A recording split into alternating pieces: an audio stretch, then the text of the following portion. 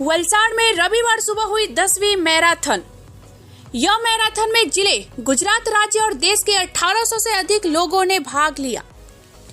Valsad racers group की ओर से लोगों में स्वास्थ्य के प्रति जागरूकता लाने के लिए जागरूक करने के लिए मैराथन दौड़ का आयोजन किया गया।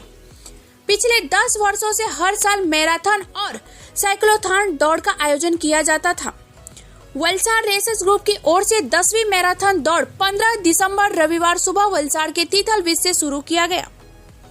वलसाड़ की 10वीं मैराथन दौड़ में वलसाड़ जिले, गुजरात और देश के 1800 से अधिक दौड़वीरों द्वारा 42 किलोमीटर, 21 किलोमीटर, 10 किलोमीटर, 5 किलोमीटर की विभिन्न दौड़ में भाग लिया गया। और साथ ही वलसाड़ रेसर्स ग्रुप की मैराथन दौड़ में वलसाड़ जिला पुलिस के आरपीएफ सहित बड़ी संख्या में दौड़वीरों द्वारा उत्साहपूर्वक भाग लिया गया था।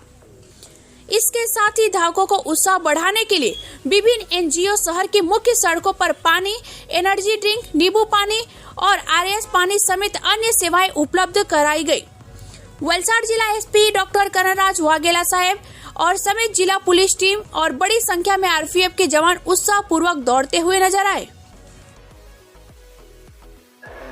કલ્પેશભાઈ, કઈ રીતનું આ 10મી વખત મેરેથોનનું આયોજન કર્યું છે અને આનો મુખ્ય ઉદ્દેશ્ય કઈ રીતનો રહ્યો? વલસાડ રિસર્ચ ગ્રુપ તરફથી અમે છેલ્લા 10 વર્ષથી મેરેથોન, સાયક્લેથોનનું આયોજન કરતા આવ્યા છે। આ અમારી 10મી અને ખાસ એડિશન હતી। આજે અમે વિવિધ કેટેગરીની રન રાખી હતી। 42 કિલોમીટર ફૂલ મેરેથોન, 42 કિલોમીટર રિલે રન કે જેની અંદર 4 રનર્સ ભેગા થઈને બધા 10.5 કિલોમીટર દોડે, 21 કિલોમીટર એટલે કે હાફ મેરેથોન, 10 કિલોમીટર અને 5 કિલોમીટરની ફન રન। એમાં 10, 21 અને 42 રન કોમ્પિટિટિવ હતી। એમાં અમે સારા પ્રાઇઝ મની પણ આપવાના હતા। 5 કિલોમીટર ફન રન હતી। આજની અમારી આ ઇવેન્ટની અંદર લગભગ 1800 જેટલા રનર્સ ભારતના વિવિધ ભાગોમાંથી, આપણા ગુજરાતના દરેક શહેરમાંથી તથા ઘણા રનર મુંબઈથી અને અન્ય ભાગોમાંથી પણ આવ્યા હતા અને ખૂબ જ ઉત્સાહથી જોડાયા હતા। આજની આ ઇવેન્ટમાં અમારી સાથે આપણા વલસાડના DSP sir doctor Karansinh Vaghela sir, તદુપરાંત સેલ્વેસના collector Priyank sir, IPS madam Ankita madam તથા નવસારીના એસપી સર પણ જોડાયા હતા। એ ખૂબ જ ગર્વની વાત છે અને વલસાડના અનેક નામી લોકો પણ જોડાયા હતા।